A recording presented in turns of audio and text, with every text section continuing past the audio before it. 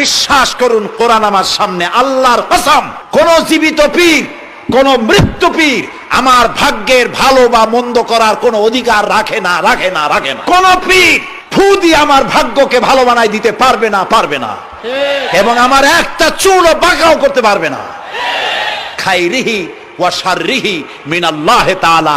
আমার ভালো আমার মন্দ করার একমাত্র মালিক কে? এক আঙ্গুল আকাশের দিকে উঁচু করে চিৎকার দিয়ে বলুন, কে? আবার বলেন, আবারও বলুন। ফাতনামা। আল্লাহ কবুল করুন, বলেন আমিন।